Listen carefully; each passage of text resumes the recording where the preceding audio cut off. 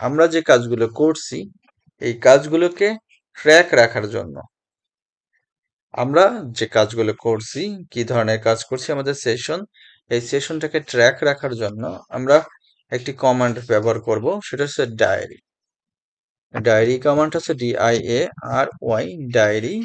এই কমান্ডটা লেখার পরে আমরা যদি যে ডায়েরিটা অন করতে চাই, আমাদের ডায়েরিতে শুধুমাত্র আমরা শুধু ডায়েরি অন লিখে কমান্ড দিলেই হয়ে যাবে, অথবা ডায়েরির জন্য আমাদের বাই ডিফল্ট একটা ফাইল, আমরা নিজস্ব একটা ফাইলের নাম দিতে পারি।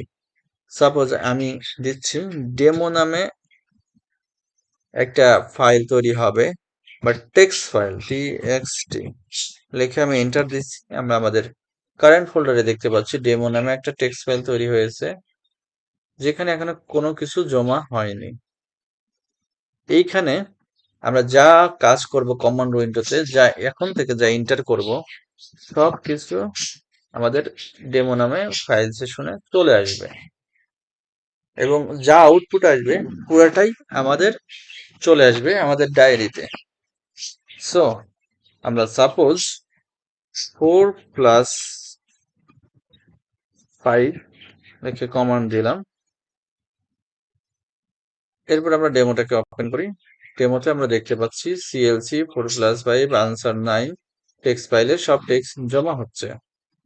সো আমাদের পুরো একটা সেশন, যেমন আমাদের ল্যাবের ক্ষেত্রে যখন আমরা ল্যাবে কাজ করব, টিচার যা শেখাবেন আমরা সেইগুলো যখন ক্লাস ল্যাবে করব, আমরা শুরুতেই ডায়েরি চালু করে রাখব এবং শেষে ডায়েরিটাকে অফ করব।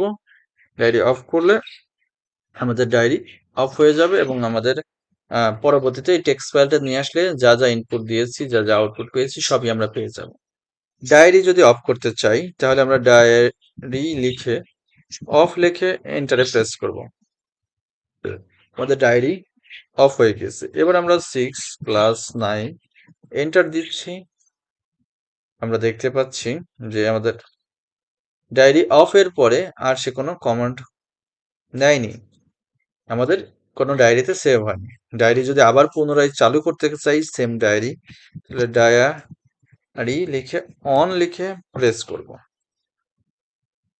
সো আমাদের ডায়েরির ব্যবহার আমরা শিখলাম।